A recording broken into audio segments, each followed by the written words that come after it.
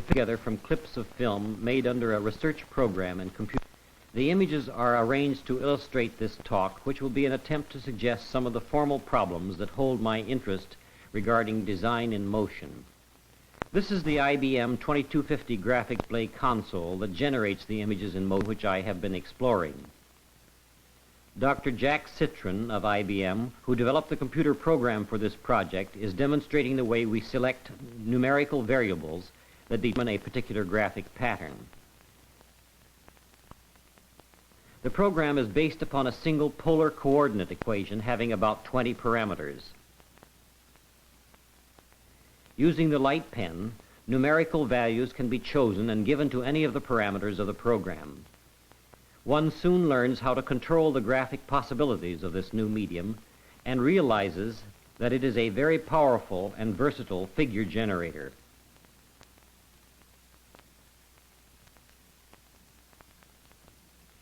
When the camera is used, control of the computer program is by punched cards, not the light pen.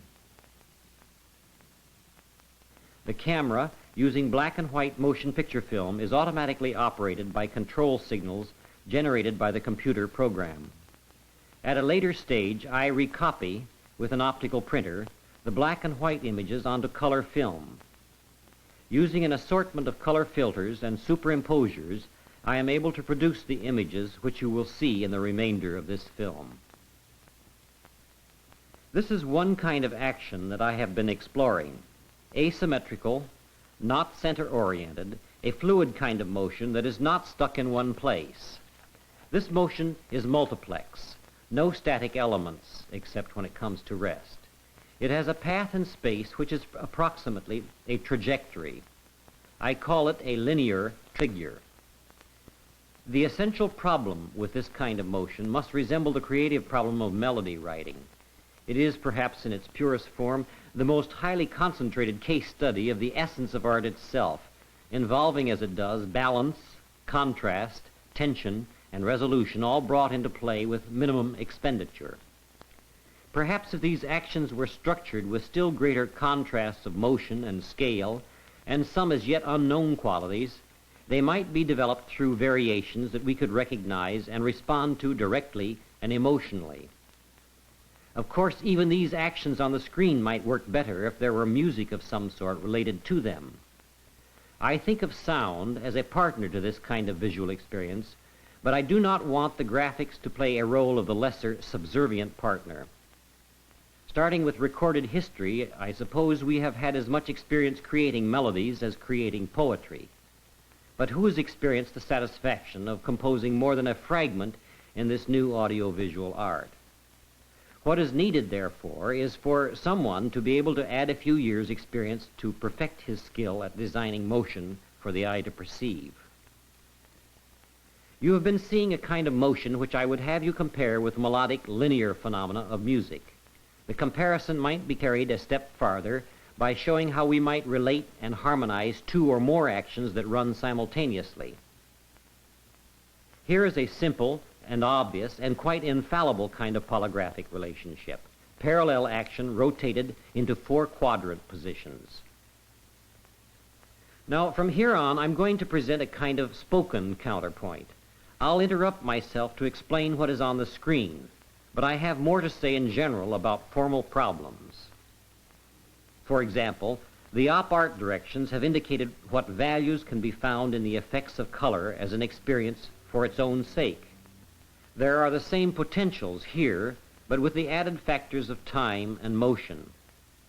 Let me add a disclaimer to any systematic color aesthetic at this time. I am using color on the elemental level of a simple color code system at present. On the screen now are polygraphic relationships of related pairs derived from structural configurations of the computer program. The relationship is still simple, merely completing the other half of a basically circular figure. These more dynamic relationships begin to illustrate some of the potentials of the computer as a graphic variational instrument. Yet the obstinate part about these actions we are seeing is their subtlety, their ambiguity. They remind me of certain optical puzzles. You actually have to be sharp-eyed and have your wits about you to see these relationships I am describing. This becomes too much a kind of intellectual game. All this that you see here should impinge upon the emotions and feelings directly. It does not do that very well, but I think it can and will. Now, here the pairs show their mating relationship as they move in a depth of space. Music, of course, has its impact directly, and emotions are involved in composing music. The tiresome misconception that composers work in a heat of passion has given way to its opposite, that the short-haired modern composer is supposed to be all brain. I don't have to labor the point that music and music composing actually allow for a free and easy involvement of the emotions. But I must say, to get emotionally involved creatively at the computer is not easy. One considerable problem has to do with the matter of real time. Here, the orange figure moves in space while the yellow remains at a constant distance. These actions on the screen were not produced in real time. In fact, it takes 3 to 6 seconds to produce one image such as we see here, passing at the rate of 24 frames per second. One 20-second sequence requires about 30 minutes computer time. Then I must wait some 12 hours or more to see my film after it is processed. This is another dynamic relationship. The yellow and orange figures complete a closed figure, but the connecting lines are organized differently. Imagine how handicapped a pianist would be if his piano made not a sound as he played on it, and he had to wait some 12 hours before he could hear the music he had performed.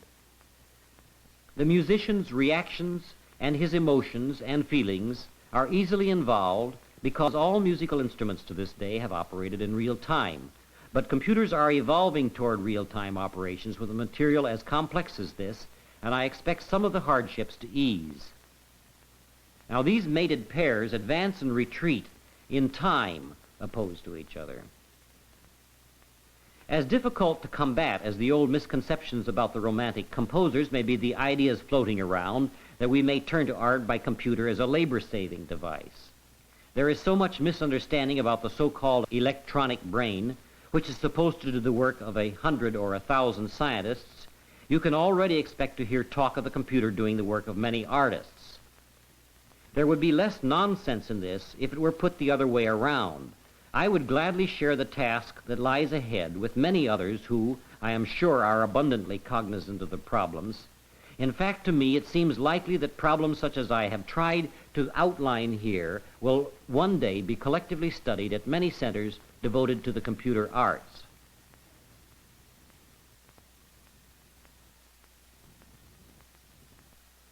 Now, in conclusion, I would like to present a brief analysis of the film Permutations, which is the most recent of several films which I have made as one of the many activities within my IBM research project.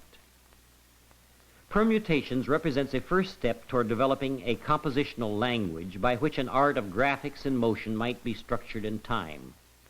That is to say, with this film I have been able to realize, on a decidedly tentative and experimental level, a hierarchy of components of a structural system. At least I have been able to put the pieces of this system together in different ways to achieve different effects, as with a language. On the screen now, consider the generalized effect of these dots. Whether moving in orderly, deliberate paths or bouncing around in seemingly random fashion, they have a lively, dynamic quality, and they form collectively into figures at times in ways which I find I can arrange with much more graphic integrity than any of the other line figures of the first part of this talk. This dot pattern domain of the computer program might be compared with an alphabet. If so, at the next level of complexity, the dot patterns form into words, each word having a 200-frame or approximately an 8-second duration. The words in turn can be fitted contextually, one after another, into sentence structures, such as you see on the screen now. My use of a parallel to language is only partially descriptive. One is again moved to draw parallels with music, and the next term I would use is, of course, counterpoint, or more exactly, polyphony. But comparisons with either language or music are tenuous at best. For example, this simple succession of the same graphic figure or word over itself again and again is certainly not producing anything like the effect of musical canon and is without parallel in linguistics. In summary, I must comment that if this kind of computer art study looks like a lot of fun, which it is, let me add there is some agony in it too. A few years ago, a fairly serious survey lecture on the state of the computer art at Rand concluded with the lecturer's own aphorism: computers are getting smaller, faster, and cheaper year by year. My threefold agony is that computers are not small, fast, or cheap enough. Let me say here, my use of the word agony is really in the lofty Christian sense. I don't personally suffer, but I do for others in the sense that because, one, computers are not cheap, fewer people have an opportunity to use them as I do. Two, because computers are slow, people have to wait in line behind me while I do a camera run. And three, computers are too big to take home over the weekend to finish work when it gets behind schedule. Still, computers are becoming smaller, faster. Suppose my real agony is one of impatience. I expect to see one day an art of graphics as a regular daily part of television programming. I am impatient with the probability that to bring this about will require about as much invention, hard creative work, and digestion of many new techniques as will be required to bring about the home television-size computer.